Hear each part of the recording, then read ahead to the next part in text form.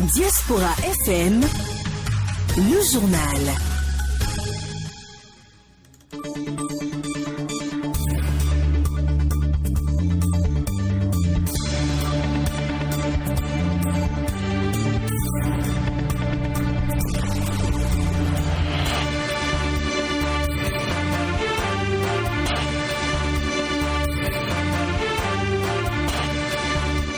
Lundi 21 juin 2021, bonsoir à toutes et à tous, 19 dans tous nos studios, bienvenue dans cette édition, voici les titres.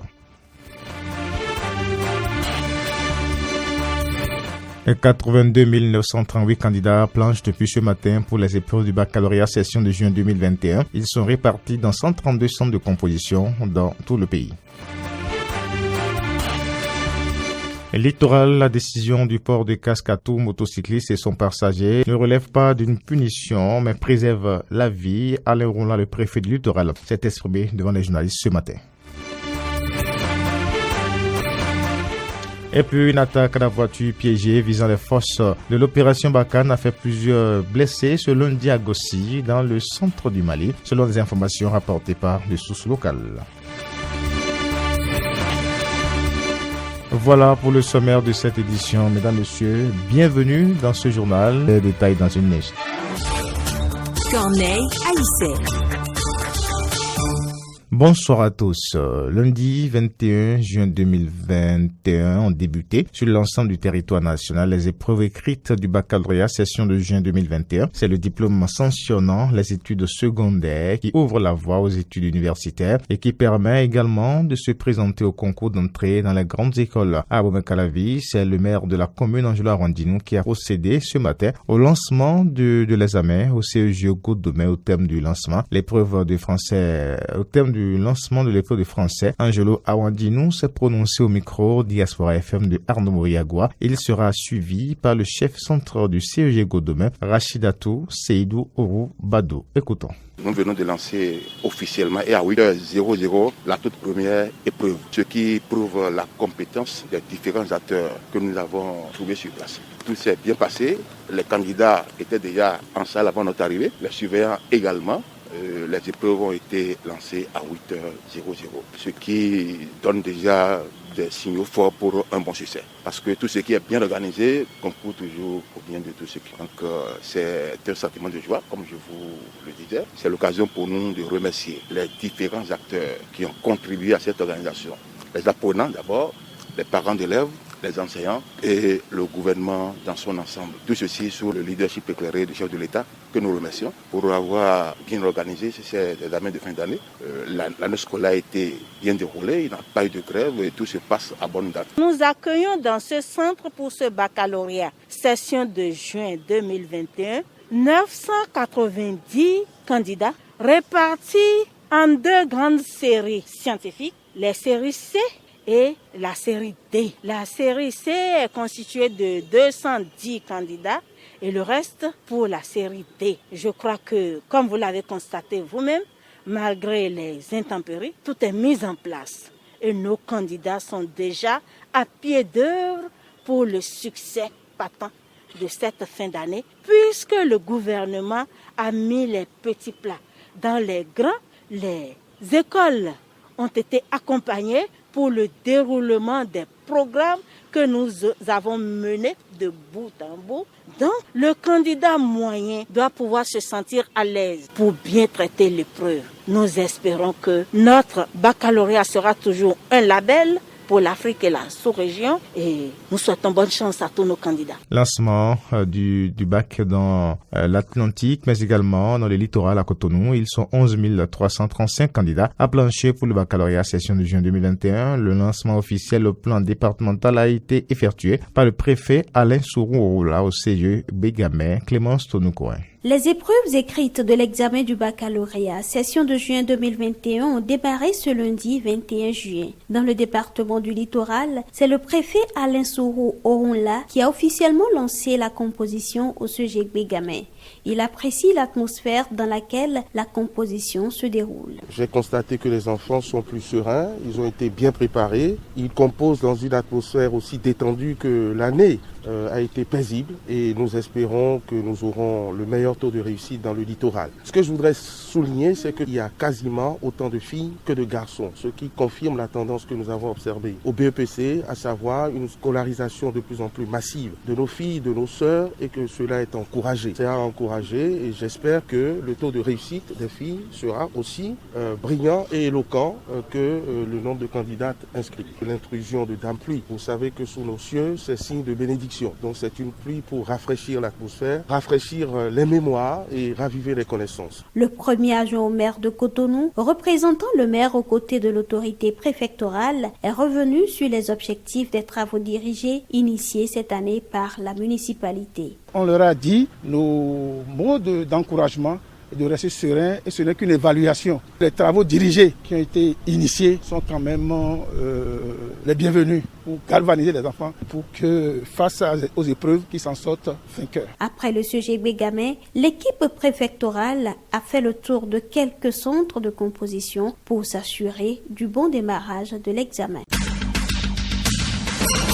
C'est le collège d'enseignement général d'Aplaroué qui a abrité ce lundi 21 le lancement des compositions du baccalauréat session de juin 2021 dans le département du Koufo. À cette occasion, la superviseure représentant l'office du baccalauréat, le professeur Sylvie de Chacus, a prodigué quelques conseils aux candidats. Elle est au micro Diaspora FM de Jonas Bochi. Les candidats ont besoin de la plus grande concentration qui soit à l'heure actuelle. Alors, lorsqu'ils terminent les épreuves, ils ne doivent plus échanger sur ces épreuves passées. Ils doivent avancer vers les épreuves à venir. Voilà. Et lorsque ils sont à la maison, les parents doivent faire le sacrifice de se rendre plus présents durant ces 3 jours de composition pour leur donner l'affection nécessaire, les entourer de la tendresse, leur remettre en confiance. Alors lorsqu'ils rentrent, il n'est pas bon que les parents leur posent des questions sur les épreuves. Pour le moment, soutenez-les. Oh, je suis sûr que tu t'es bien défendu, tu as bien fait, avance, continue comme ça. Leur faites de bons petits plats, vous savez ce que votre enfant aime, pas des plats trop lourds, surtout les soirs, mais ce qu'il peut supporter pour bien se nourrir et permettez-les, incitez-les à aller au lit à bonne heure. À la veille de cet examen, baccalauréat session de juin 2021, Yaïla Deka, ministre de l'Enseignement supérieur de la recherche scientifique, a délivré un message à l'endroit de tous les acteurs impliqués dans l'organisation et la réussite de cet examen. Un message dont je vous invite à suivre un extrait sur des propos recueillis par Carme François Rombolérento. Demain, 21 juin 2021, débute sur toute l'étendue du territoire national les épreuves écrites du baccalauréat session de juin 2021. Cette année, 82 938 candidats, dont 31 931 filles, se lanceront à l'assaut de ce diplôme dans 132 centres de composition. En effet, après plusieurs années d'efforts et de préparation, les candidats, les parents et enseignants espèrent avec beaucoup de patience l'examen devant conduire à ce diplôme qui sanctionne la fin des études secondaires et ouvre la voie aux études universitaires. Mesdames et messieurs, la présente session du baccalauréat est pour moi une source de satisfaction et ce à double titre. Premièrement, le taux des filles est passé de 33,95% en 2019 à 36,74% en 2020 et 38,50% en 2021.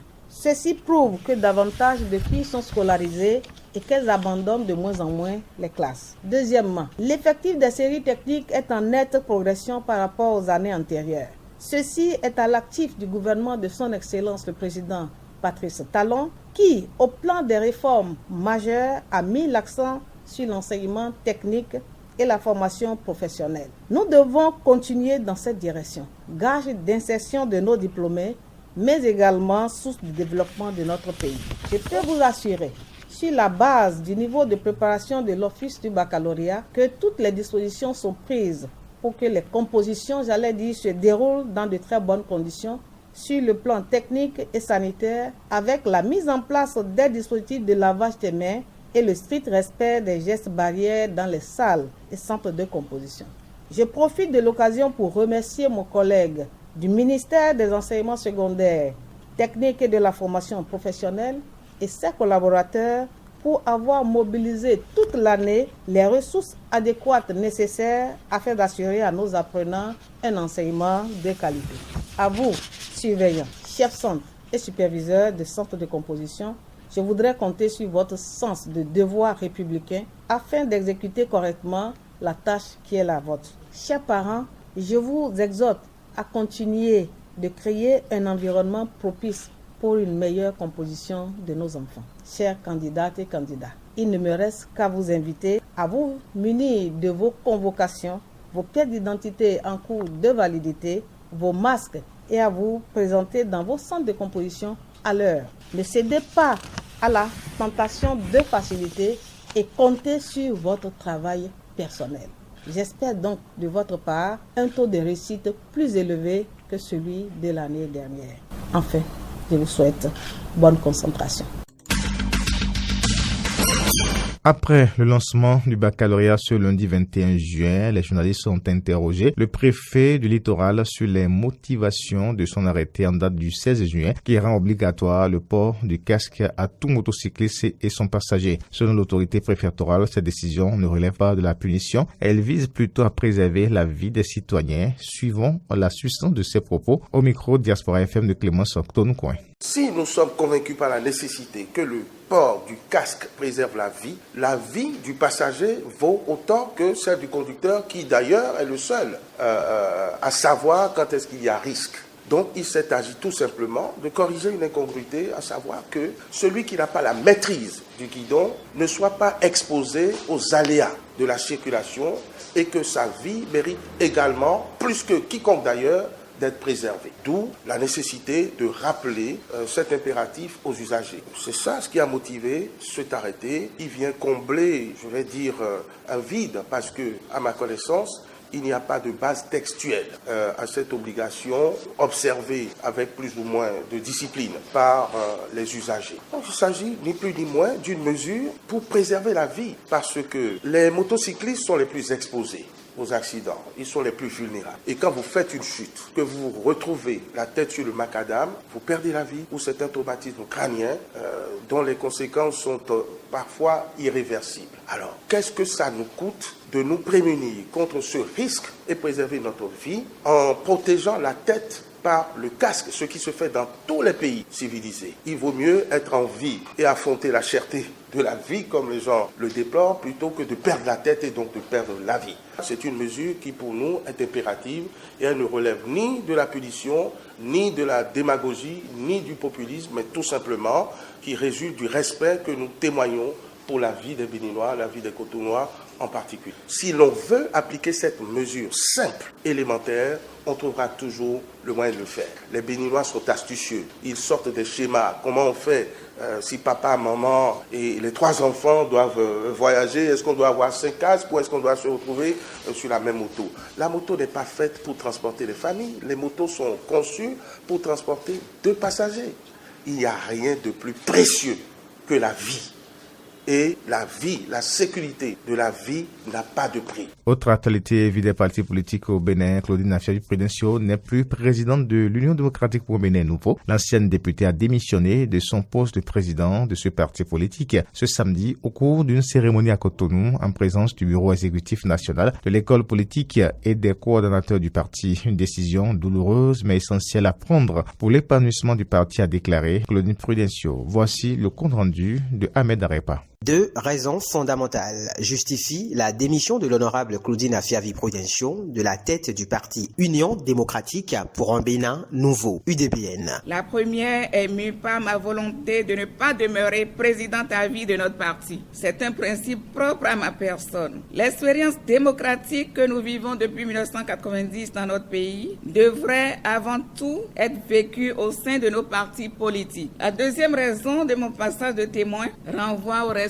de l'idéologie de l'UDPN. Notre parti, depuis sa création, a fait l'option de révéler les femmes et les jeunes dynamiques, combatifs, en s'appuyant sur les expériences des aînés. Nous en avons et vous le savez. Une décision qui vient en surprendre plus d'un. Qui plus est, à un moment où l'UDBN s'enracine de mieux en mieux dans l'arène politique béninoise. C'est une autre Amazone, la professeure Sylvie Dechacus, enseignante-chercheur à l'université d'Abomey-Calavi, psychologue, maître de conférences et vice-doyenne de la faculté des sciences humaines et sociales, qui prend désormais les rênes du parti.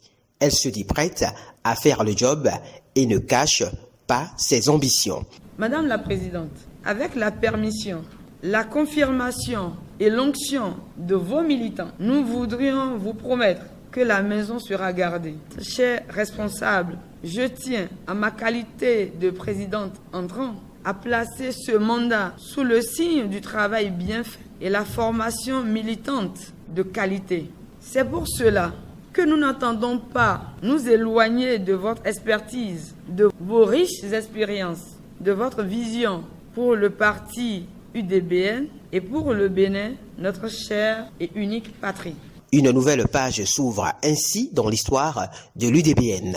Après 11 ans d'engagement politique à la tête du parti, l'honorable Claudine Fiavi-Prudencio cède son fauteuil de présidente du bureau exécutif de l'UDBN, mais en reste tout de même la présidente d'honneur. Le professeur Julien Gbagidi a claqué la porte du parti Moël Bénin. Il a transmis sa lettre de démission au bureau politique national depuis le 17 juin 2021. Julien Gbagidi n'est plus membre de Moël Bénin. Il a définitivement démissionné de cette formation politique dirigée par Jacques Ayadji. Dans sa lettre de démission, il a évoqué plusieurs raisons pour justifier son départ.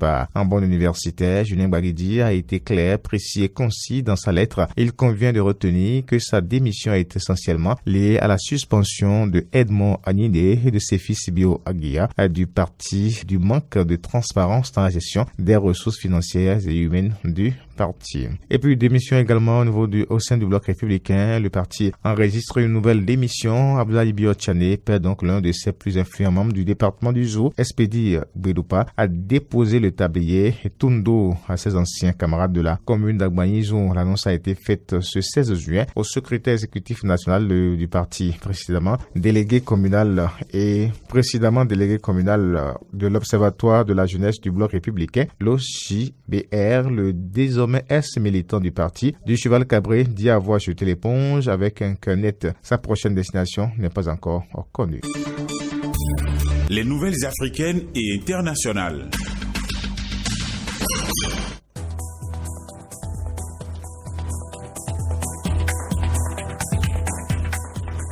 Les forces françaises de l'opération Barkhane ont été frappées ce lundi 21 juin au matin par une attaque à la voiture piégée dans le quartier de Kaïgourou à Gossi, centre du Mali. Selon les informations de France 24, selon les sources locales, l'importante déflagration a fait plusieurs blessés. Un témoin a rapporté que plusieurs hélicoptères étaient dépêchés depuis Gao pour évacuer les blessés. En Côte d'Ivoire, Laurent Gbagbo est apparu en public pour la première fois depuis son retour au pays. C'est ce dimanche 20 juin que l'ancien président de la Côte d'Ivoire a choisi pour sa première apparition publique. Laurent Gbagbo a créé la surprise en assistant à la messe dominicale à la cathédrale du Plateau, le quartier des affaires d'Abidjan. Une sortie qui a suscité un plein d'émotions chez les fidèles présents. Laurent Gbagbo prévoit de se rendre dans son village de Mama, sûrement la semaine prochaine, confie l'un de ses proches. Au Niger, après 15 mois de fermeture des frontières, le gouvernement a décidé de les rouvrir. La décision prise lors du dernier Conseil des ministres précise que c'est grâce au contrôle du Covid-19 dans le pays. Une décision saluée par les opérateurs économiques du pays. Un des secteurs les plus impactés est le transport terrestre des passagers. Depuis 72 heures, les activités ont repris. Avec cette réouverture, le gouvernement espère relancer les activités économiques au Niger. Les chefs d'État des 15 pays membres de la communauté économique des États de l'Afrique de l'Ouest CEDEAO ont adopté une feuille de route pour le lancement d'une monnaie commune en 2027, a annoncé le président de la commission de la CEDEAO, Jean-Claude Cassibrou, à l'issue du sommet samedi au Ghana en raison du choc de la pandémie de Covid-19. Les chefs d'État avaient décidé de suspendre la mise en œuvre du pacte de convergence en 2020-2021, a-t-il rappelé. Et toujours ce samedi à Accra, fin du sommet des chefs d'État et de gouvernement des pays membres de la CEDEAO. La situation au Mali a préoccupé une partie des débats. La réunion a constaté des progrès accomplis par les autorités de la transition, mais pas question pour le moment de lever la mesure de suspension qui frappe le pays depuis le dernier coup d'État. C'est avec attention que les chefs d'État présents à Accra ont écouté le rapport de Goodluck Jonathan, envoyé spécial de la CEDEAO pour le Mali. Dans la salle de réunion, Jean-Claude Cassibro, président de la commission de l'institution sous-régionale, a participé aux travaux, mais pas de chèque en blanc pour les autorités maliennes de la transition. La mesure de suspension du pays n'est pas levée pour le moment. Un mécanisme de suivi sera mis en place.